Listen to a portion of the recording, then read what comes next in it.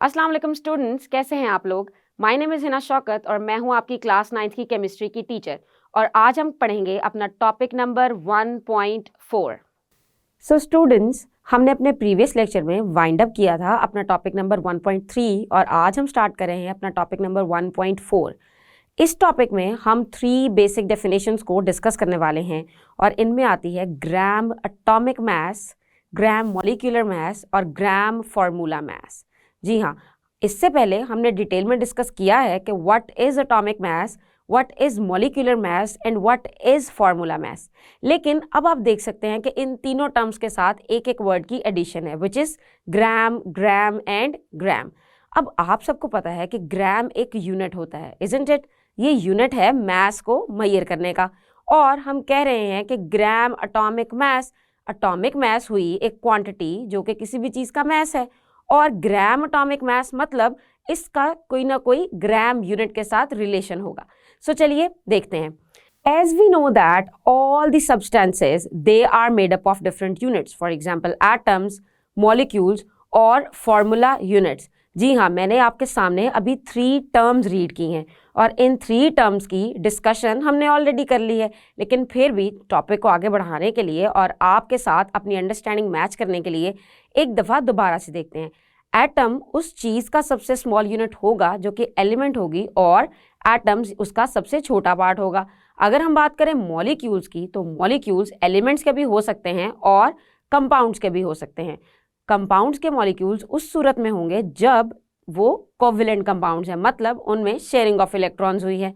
और अगर हम बात करें फार्मूला यूनिट की, तो ये सबसे छोटा यूनिट होता है फॉर आयनिक कंपाउंड्स। जी हाँ, आयनिक कंपाउंड्स जिनके अंदर कोवैलेंट बॉन्ड नहीं होता बल्कि ऑपोजिटली चार्ज्ड आयंस वो कंबाइन करते हैं और एक नई चीज़ बनाते हैं। अगर हम देखें इन्हीं तीनों चीज़ों के मैसेज की तरफ, यानी कि किसी ऐसे सब्सटेंस की तरफ जिसका यूनिट एटम है, तो उसके मास को we can refer as atomic mass, और उसके मास को रेफर करने के लिए हम यूज़ करेंगे वर्ड एटॉमिक मास।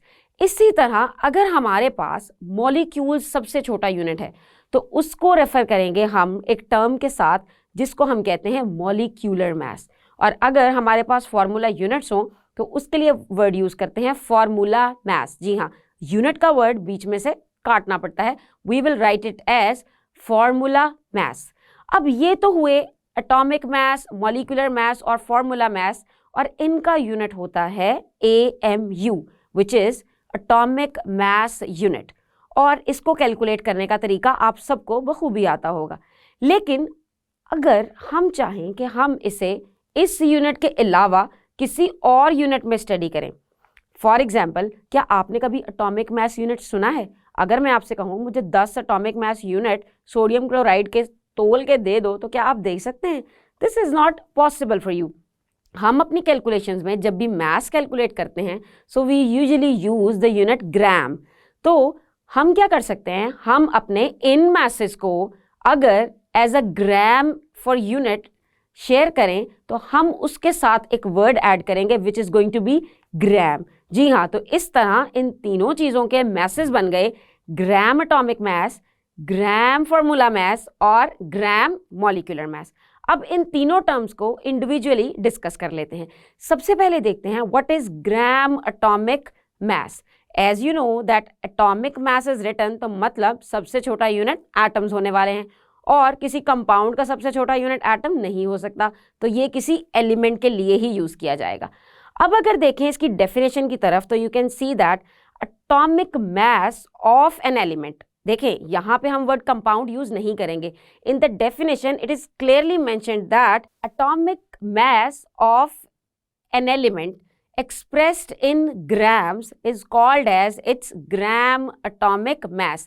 यानी कि अगर हम किसी एलिमेंट के एटॉमिक मास को AMU की बजाय उसके अदर यूनिट से रिप्रेजेंट करेंगे, और अदर यूनिट हम कौन सा ले रहे हैं, we are taking gram as the alternate unit. अगर हम उसको ग्राम में एक्सप्रेस करेंगे तो हम उसे कहने वाले हैं ग्राम एटॉमिक मास, और इसका यूनिट क्या होगा, ग्राम्स। लेकिन रुकिए, इसके लिए हम एक और टर्म भी यूज करते हैं। As you can see that it is also called as mole. Also called as मतलब कि इसमें दोनों टर्म्स इंटरचेंजेबल हैं। इंटरचेंजेबल मतलब if you are using the term gram atomic mass तो इसकी जगह एक और टर्म भी यूज की जा सकती है जो कि है मोल।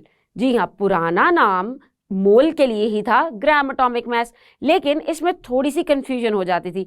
पहले ग्राम का मतलब ग्राम एटॉमिक मास अगर उसका डिफरेंट होगा तो उसको मेजर करने में थोड़ी सी कंफ्यूजन थी। अब ग्राम एटॉमिक मासेस को आप इजीली मोल भी कह सकते हैं। फॉर एग्जाम्पल अगर मैं बात करूं हाइड्रोजन की, जी हाँ हाइड्रोजन की, लेकिन मैं यहाँ हाइड्रोजन मॉलिक्यूल की बात नहीं कर रही, I am talking about hydrogen atom. So अगर मैं हाइड्रोजन एटम की बात करूं तो उसका ग्राम एटॉमिक मास होगा उसका एटॉमिक मास, लेकिन not in AMUs, in grams.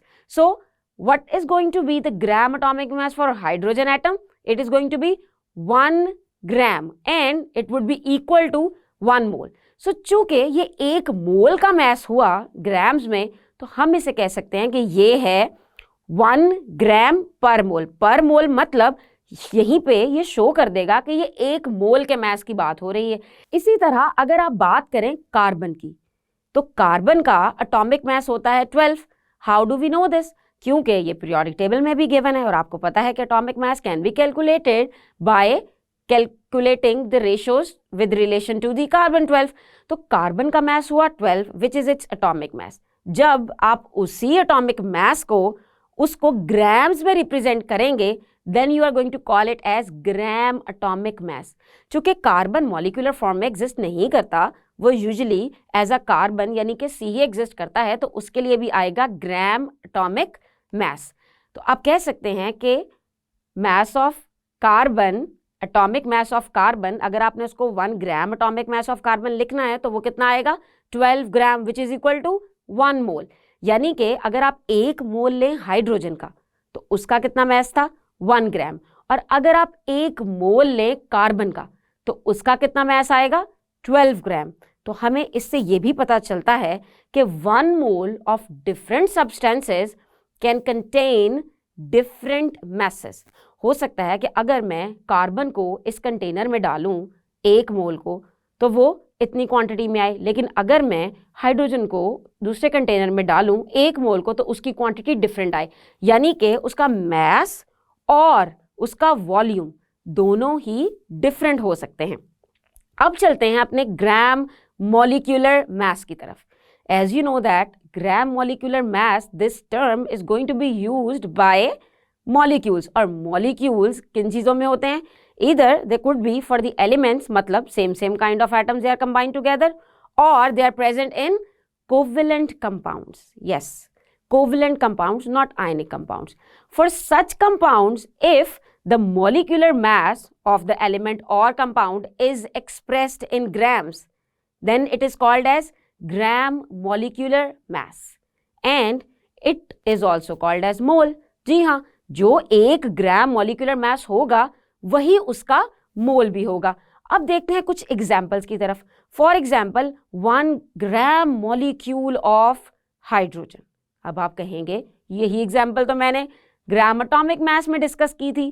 तो जी नहीं, मैंने ग्राम एटॉमिक मास में हाइड्रोजन की एटॉमिक फॉर्म की एग्जाम्पल डिस्कस की थी। मतलब आप देख सकते हैं कि हाइड्रोजन के साथ हमने पहले H यूज किया था सिर्फ, लेकिन now you can see that we have H2, मतलब 2 atoms of hydrogen they are combined together and they have formed a molecule।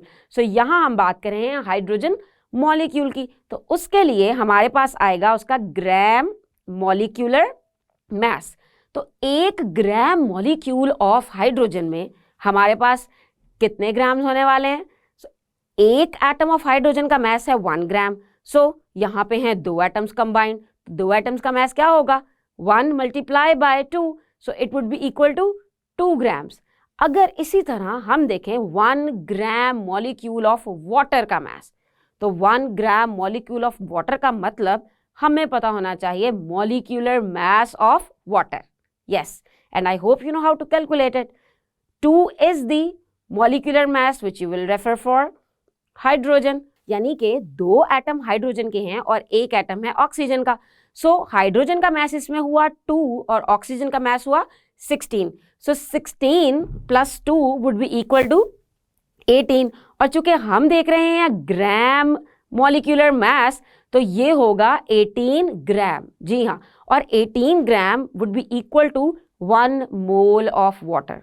यानी कि हम कह सकते हैं कि 1 मोल पानी के अंदर हमारे पास कितने ग्राम्स हैं? 18 ग्राम्स। इसी तरह अगर आप लें एग्जाम्पल किसी और कंपाउंड की, फॉर एग्जाम्पल HCl की ले लें, या फिर आप किसी और ऐसे कंपाउंड की जो कि मॉलिक्यूल हो उसकी एग्जाम्पल ले लें, तो उसको कैलकुलेट करना बहुत आसान है। Just count down the number of atoms in it and then find out mass of individual atom and then sum up them, and at the end don't forget to mention grams। और अगर हम बात कर रहे हैं 1 मोल की तो हम इसको लिख सकते हैं ग्राम्स पर मोल में भी। अब हम बात करते हैं ग्राम फॉर्मूला मास की। You know that formula mass is used when we are talking about ionic compounds।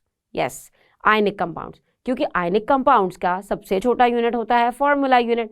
तो अगर हम बात करेंगे formula mass of ionic compounds की तो उसके लिए जो टर्म यूज होगी ये होगी ग्राम फॉर्मूला मास।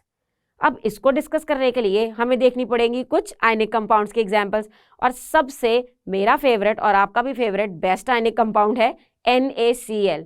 बेशक हम उसको जरूर खाते जो हैं वो हमें पसंद तो होगा। सो NaCl is the best example for ionic compound and 1 formula mass, 1 gram formula mass of NaCl is going to contain how many grams? Simple, आपको ऐड करना है atomic mass of sodium and atomic mass of chlorine। तो यहाँ हमारे पास answer आएगा 58.5 grams. जी हाँ, और ये 58.5 ग्राम्स यही बनाएंगे उसका 1 मोल। यानी कि अगर आपको 1 मोल सोडियम क्लोराइड चाहिए तो आप कितना सोडियम क्लोराइड वे करेंगे? 58.5 ग्राम्स। अब देखते हैं एक और एग्जाम्पल की तरफ, विच इज़ कैल्शियम कार्बोनेट। इसमें भी 2 डिफरेंट तरह के आइंस कंबाइन हैं, कैल्शियम और कार्बोनेट। तो अगर हमने देखना हो 1 gram formula of calcium carbonate तो उसका आएगा हमारे पास आंसर 100 ग्राम्स। सो ये हुआ उसका ग्राम फॉर्मूला मास, और जो भी 1 ग्राम फॉर्मूला मास होगा वही उसका 1 मोल होगा, क्योंकि gram formula mass is also called as mole. हम उसे मोल भी कह सकते हैं। अब यहाँ हमें एक और टर्म डिस्कस करनी है जो कि है मोलर मास। जी हाँ, ये टर्म अभी तक हमने डिस्कस नहीं की, मगर ये हमारे आने वाले न्यूमेरिकल्स में हमारे लिए बहुत हेल्पफुल होने वाली है। अब जब आपने ये 3 टर्म्स पढ़ी तो मेरी तरह आपको भी थोड़ी सी कन्फ्यूजन तो हुई होगी, बिकॉज इसके लिए आपको सब्सटेंसेस की आइडेंटिफिकेशन बहुत स्ट्रॉन्ग तरीके से आनी चाहिए। You must know by just looking at the name and the formula that whether it is an element or compound, and if it is a compound whether it is covalent compound or ionic compound. तो अब इस सारी झंझट से बचने का एक solution तो मैं ही आपको बता दूंगी इसी क्लास में। अगर हम बात करें टर्म मोलर मास की, तो मोलर मास का मतलब होता है what is the mass of a substance। Why I'm using the term substance?